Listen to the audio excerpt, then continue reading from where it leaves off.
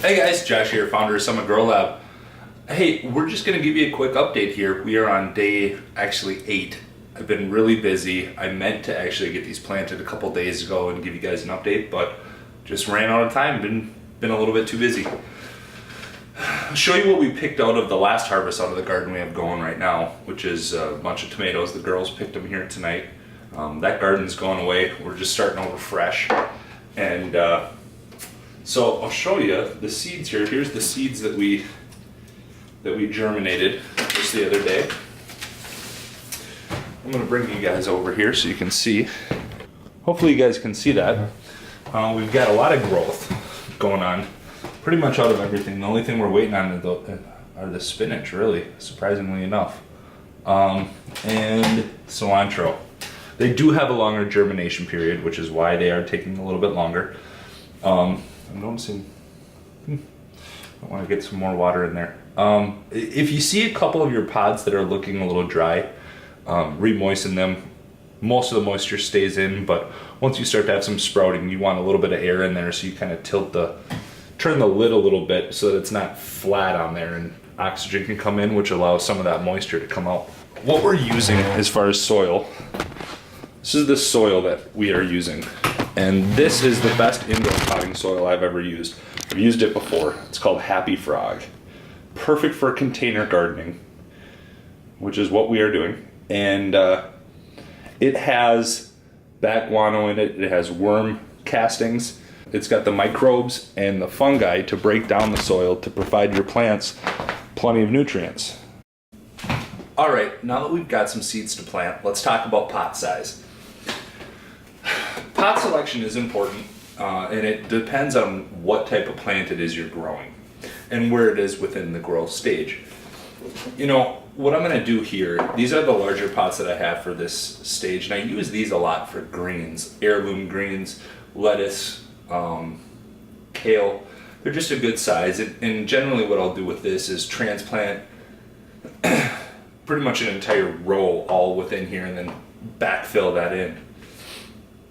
Different size plants though, like the tomato and pepper plants that I'm growing.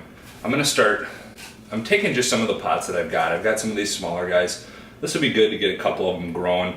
But by choosing pots that are a little bit smaller, we can fit more within our grow space. And it's all about getting more out of less space. And that's a constant challenge for us indoor growers. And pot selection is a big way that you can utilize the space you have. Make sure that they're clean.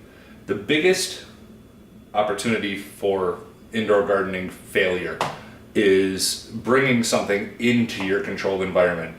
The way that the Grow Lab's built, nothing's going to get into it, so you need to make sure not to bring something into it, like aphids and gnats and flies and that sort of thing. So it's important to make sure that all your pots are clean. All right, so what we've done here is we filled up these pots. I like these pots because they have lots of water holes out of the bottom. Lightly fill the pots, and I kind of tap it down so that if there's any air bubbles or whatever, but you don't want to push it in there. The roots need air, and they need, when you pack it too tight, the roots can't grow, they grow crooked. It's just not the best way to do it. So what you do is you fill it up kind of light. You can see I'm about an inch underneath here, and I'll show you why that is. So why don't we start with the rainbow chard? And this is how we're going to go about it. With the rainbow chard especially, you don't want to plant them too close, but actually the distance of these pods is a perfect distance from a growth standpoint. So give them a little bit of space in between here. But we're just going to space these guys out. And there we go. So if you take a look here, we've got all the little pods planted, and obviously there's the gaps in between right now, but that's where we're going to fill it in. So what we do to fill that in, you don't want to pack it in there, you just want to get it in there. And so you're just filling these channels in between your pods. Each plant that you